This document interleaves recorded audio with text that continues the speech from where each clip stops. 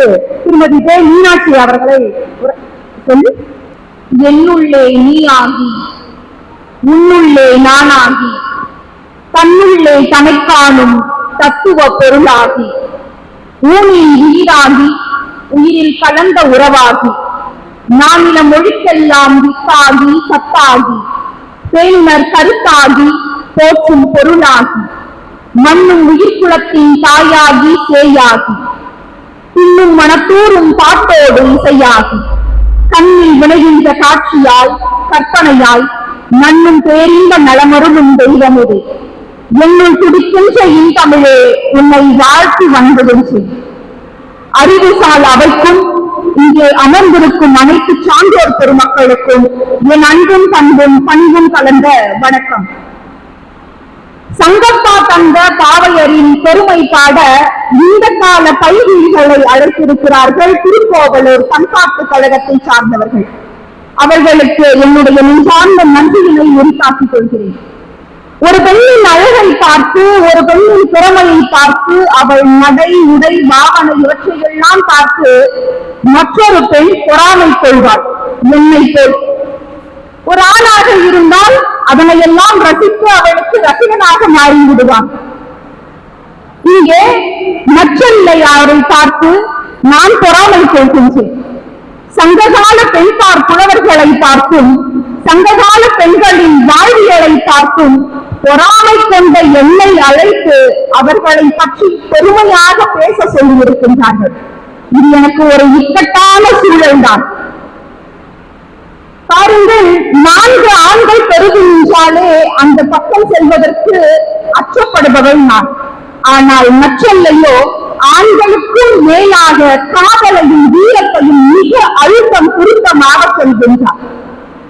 ஒரு பெண்ணை பற்றி மற்றொரு பெண் புகழ்ச்சியாக பேசுவது என்பது இயலாத ஒன்று. ஒருவேளை இயன்றால் அது உலக வரலாற்றில் பதிவு செய்யப்பட வேண்டிய ஒன்று. அப்படித்தான் பெரும் குணம் கொண்டவளாக நச்சல்லை இருக்கின்றார்.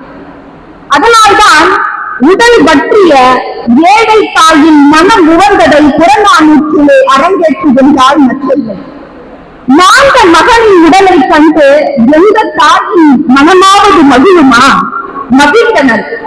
நரம்பெழுந்து உளறிய நிரம்பா மென்போல் கொண்ட முதியை தன் மகன் பகைவரால் புறமுதுவிட்டு நான் தான் என கேட்ட ஒட்டிய உடம்புக்காரி பாலூட்டும் போதே வீரத்தை ஊட்ட மறந்தேனோ என புலம்ப கையில் வேலோடு புரட்டி புரட்டி பார்த்தாள் பிணங்களை. புறப்பும் பெற்று மகன் மகிழ்ந்திருப்பான் எனில் வீரமற்று வெற்றி பாலூட்டிய மாவை அறுத்தறிய சூழலைத்தால் மரக்குடி மங்கையவள். ஆனால் அதற்கு அவசியமற்று போனது அந்த வீர தாய்க்கு. என்றால் விழுப்பும் பெற்ற வீரனின் தாய் அல்லவா அவள். உணவில்லா வேளையிலும் உடல் பற்றி காலையான போதிலும் விழுப்பும் கொண்டால் மகன் என்ற போதிலே உணவை கொண்டனர். நீன்ற பொழுதில் பெரிது உகந்தனர். நல்லா யோசிச்சு பாருங்க. பகைவர்களை பார்த்து புறமுதுவிட்டு உன்னுடைய மகன் மடிந்து விட்டான் என்று தாயிடம் வந்து சொல்லும் போது பிள்ளை இறந்து விட்டானே என்ற புரிமாற்றாமையால் அவள் துயரப்படவில்லை. மாறாக என்ன செய்கின்றாலாம், அவனுக்கு நான் பால் ஊட்டும் போது வீரத்தை ஊட்ட மறந்து விட்டோனோ என்று தன்னைத்தானே நொந்து கொள்கின்றாள். ஒருவேளை நீங்கள் சொன்னது உண்மையாக இருந்தால் வீரம் இல்லாமல் பாலூட்டிய என்னுடைய மாட்டை அறுத்தெறிவேன் என்று சூழ் வைத்து விட்டு செல்கின்றாள் போர்க்களத்திற்கு. ஒவ்வொரு பிணமாக பார்க்கின்றாள். பிணத்தின் மத்தியில் தன் மகனின் பிணத்தை பார்க்கின்றாள். ஆனால் மகிழ்கின்றாள். என்ன காரணம்? புறப்பும் அவன் தரவில்லை, திருப்பும் பெற்றான் என்ற காரணத்தினால் மகிழ்ச்சி அடைகின்றார். வள்ளுவர் சொல்லுவார், ஈன்ற பொழுதில் பெரிதுவக்கும் கண்மகனை சான்றோன் என கேட்ட தாய் என்று. சான்றோன் என கேட்கும் போது ஒரு தாய் மகிழ்கின்றார்.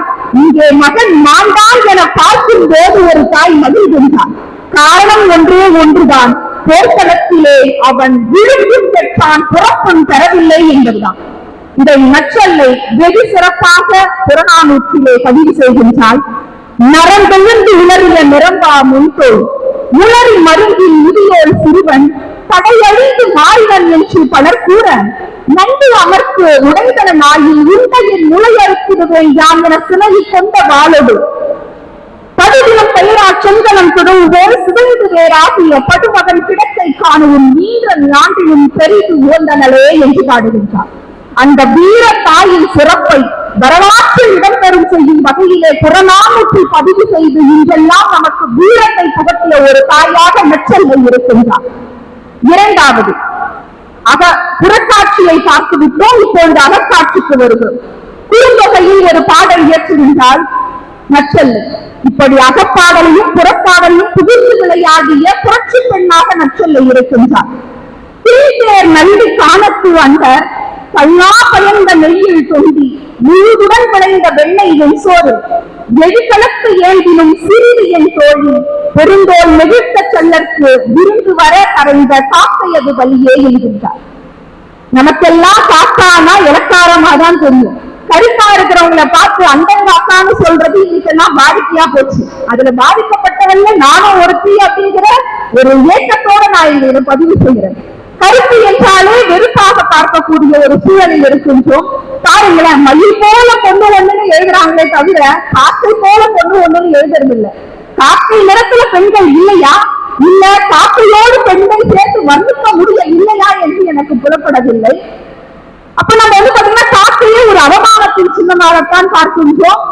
காக்கை என்றால் அந்த கரிய நிறத்தை கருப்பாக இருப்பவர்களை சுட்டிக்காட்டுவதற்காகத்தான் பயன்படுத்துகின்றோம். ஆனால் நெச்செல்லையோ காக்கையினுடைய சிறப்பை, அந்த காக்கையினுடைய முன் அறிவிப்பை எப்படி உணர்ந்து கொண்டு அந்த காக்கையை பாராட்டுகின்றால் பாருங்கள். தோழியிடம் தலைவன் கேட்கின்றானா, தலைவன் தலைவியை விட்டு பிரிஞ்சு போயிட்டான் அப்படின்னாலே அந்த பொண்ணுக்கு பசலை நோய் வந்துடும். ஐயோ கணவன் நம்மளை விட்டு போயிட்டாரே அப்படின்னு உடல் மெலிச்சு போயிடுவாளாம். அப்படி மெலிச்சு போயிருப்பா தலைவி அப்படின்னு ஆவலோட தலைவன் பார்க்க வருகின்றான். ஆனா தலைவி ரொம்ப நல்லா இருக்கா. இதை பார்த்தா இன்னைக்கு காலத்து பசங்களா இருந்தா பாரு நல்லா தின்னுட்டு நல்லா இருக்க வீட்டுல நான் அங்க போய் கஷ்டப்படுறேன் அப்படின்னு நீ பேச்சு பேசுவாங்க. ஆனா தலைவன் பாருங்க தோழி கிட்ட போய் கேட்கிறான், பரவாயில்ல நான் இல்லாததால என் பொண்டாட்டி எங்க மெலிச்சு போயிருப்பாலோ உடல் வருந்தி போயிருப்பாலோ ரொம்ப கஷ்டப்பட்டேன், நீ அவ ரொம்ப நல்லா காக்கணும் இருக்க அப்படின்னு இருக்காங்க.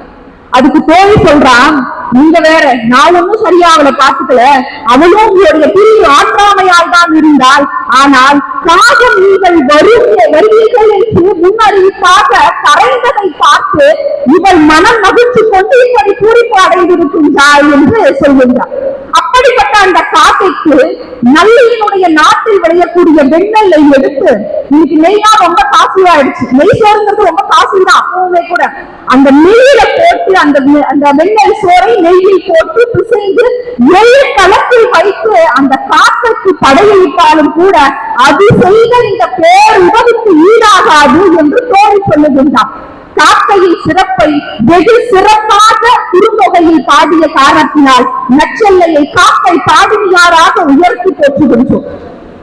அடுத்தது இந்த சமூகத்துக்கு முக்கியமா எனக்கு தேவையான ஒரு விஷயம், அதை பாத்தீங்கன்னா ஆடு கோட்பாட்டு சேரலாதனை புகழ்ந்து 18 நமக்கு பாடல் இயற்றி இருக்கின்றார் நம்முடைய அம்மையார் நெச்செல்லையார். இதுல சொல்லும் போது அம்மையார் என்ன பண்றாங்க பாருங்க, ஆண்கள் கணவ என்று சொல்கின்றார், தேவி ஈன்ற மகன் என்று சொல்கின்றார், கொடுங்குலை கணவ என்று சொல்கின்றார். நீங்க எல்லாம் சூரிய வம்சம் படம் பார்த்திருக்கீங்க. அந்த படத்துல ஒரு டைலாக் வரும், சக்திவேல் கவுண்டரோடைய மகன் தான் சின்ராசுங்கிறது மாதிரி இன்னைக்கு சின்ராசுடைய அப்பா தான் சக்திவேல் கவுண்டர் சொல்ற அளவுக்கு அவன் ஒத்துந்துட்டானுங்க அப்படின்னு சொல்லுவாங்க. ஏங்க அப்பாவோட பிள்ளைதான் மகன் சொல்லணுமா? ஏன் தாயோடைய பிள்ளை மகன் சொல்லக்கூடாதா? சொன்னா ஆகாதா? அதைத்தான் பாத்தீங்கன்னா நம்முடைய அம்மையார் பதிவு செய்கின்றார். தேவி ஈன்ற மகன் என்று, ஆயிரை ஆண்டோர் கணவன் என்கின்றால், கொடுங்குடை கணவன் என்று பதிவு செய்கின்றார். தாய்மொழி சமூகத்தினுடைய தனி தன்மைகளை இங்கே பதிவு செய்கின்றார் அம்மையார். எனக்கு இது ஒரு மிகப்பெரிய மோட்டிவேஷனலா இருந்துச்சு. எனக்கு இன்னும் திருமணம் ஆகல, மீனாட்சியுடைய கணவன் தான் இவன் என்று சொல்வதுதான் எனக்கு பெருமை இருக்கிறதே தவிர மீனாளுடைய மனைவிதான் மீனாட்சி என்று சொல்வது எனக்கு எந்த ஒரு பெருமையும் இல்லை என்பதை இங்கே நெச்செல்லை எனக்கு உணர்த்தி காட்டி இருக்கின்றார். அது மட்டும் இல்ல, ஆடு கோட்பாட்டு சேரலாதனுக்கு அட்வைஸ் பண்ணியிருக்காங்க. பெருசா பொண்ணுங்க அட்வைஸ் பண்ணா காது கொடுத்து கேட்கக்கூடிய ஆண்கள் பாத்தீங்கன்னா ரொம்ப குறைவுதான். ஆனால் நெச்செல்லையினுடைய அந்த அறிவு திறத்தினால் பெரும் அழிவிலிருந்து ஆடுகோட்பாட்டு சேரலாக விடுபடுகின்றான். தன்னுடைய பாடலின் வழியாக அந்த சிறப்பை உணர்ந்து ஒற்றர்கள் மூலமாக தனக்கு வரக்கூடிய ஆபத்தை உணர்ந்து அதிலிருந்து பாதுகாத்துக் கொள்கின்றான் ஆடுகோட்பாட்டு சேரலாக. நச்சலையினுடைய அந்த அறிவு ஆற்றலையும் அவளுடைய நிர்வாக திறமையையும் கண்டு வியந்து தன்னுடைய அரியணைக்கு அருகிலேயே ஆசனம் கொடுத்து நச்சலையை அமர வைக்கின்றான். அவளுடைய பாடலுக்காக, நச்சலையாரினுடைய பாடலுக்காக 9 துலாம் பொன்னும் 100,000 பொற்காசுகளும் தருகின்றான். நன்றாக சிந்தித்து பாருங்கள். பெண்கள் இன்றெல்லாம் அரசியலில் பங்கேற்பது என்பது மிக மிக குறைவாக இருக்கின்றது, அருகிவிட்டது. ஆனால் நச்சலையினுடைய அந்த நிர்வாக புறத்தினாலும் அவருடைய அறிவு ஆற்றலினாலும் அரசனுக்கு அருகிலேயே ஆசனம் அமைத்திருக்கின்றார்கள் என்றால் அவருடைய திறத்தை நாம் என்னென்று போற்றுவது என்று நாம் சிந்தித்து பார்க்க வேண்டும். இப்ப நச்சலையாரினுடைய வரலாற்றிலிருந்தும் அவளுடைய பாடலிலிருந்தும் நாம் தெரிந்து கொள்வது என்னவென்றால், அரசியலிலும் சரி, ஆழமான காதலிலும் சரி, ஆட்சிக்கு உதவும் வீரத்திலும் சரி, சிறந்தவள் பெண் என்பதை நச்சலை வெகு சிறப்பாக பதிவு செய்திருக்கின்றார். இங்கு இருக்கக்கூடிய பெண்களுக்கு சுதந்திரம் என்பது ஆடையில் தான் இருக்கிறது என்று நினைக்கின்றார்கள். அச்சுதந்திரம் ஆடையில் இல்லை, அரசியலில் நாம் பங்கேற்பதில் உண்டு. நச்சலை எப்படி தன்னுடைய அறிவு திறத்தினால் அரசனின் அரியணைக்கு அருகிலேயே ஆசனம் போட்டு அமர்ந்து நிர்வாகம் செய்தாலோ அதுபோன்று நானும் அரசியலில் பங்கேற்பதில் தான் உண்டு. காதலால் கணவனையும் கைமையினால் உலகையும் கட்டி ஆழ்வதில் உண்டு. தகைரான் தாக்குதலுக்கு பதிலடி கொடுத்த மியோகாசி, சோபியா குரேஷி போன்ற பெண்களின் வீரத்தை வெளிப்படுத்திய திறத்தில் தான் நம்முடைய சுதந்திரம் இருக்கின்றது. இதைத்தான் நச்சலை தன் இயற்றிய பாடலின் வாயிலாக இனிவரும் சமூகத்திற்கு உணர்ந்து இருக்கின்றார். அவள் உணர்த்திய அந்த கருத்துக்களை நல்வழியில் நாம் ஏற்று நடந்தால் நம் வாழ்வு நலம் பெறும் என்று சொல்லி நச்சலையின் பாடல்களை போற்றி வணங்கி விடைபெறுகின்றேன். நன்றி, வணக்கம்.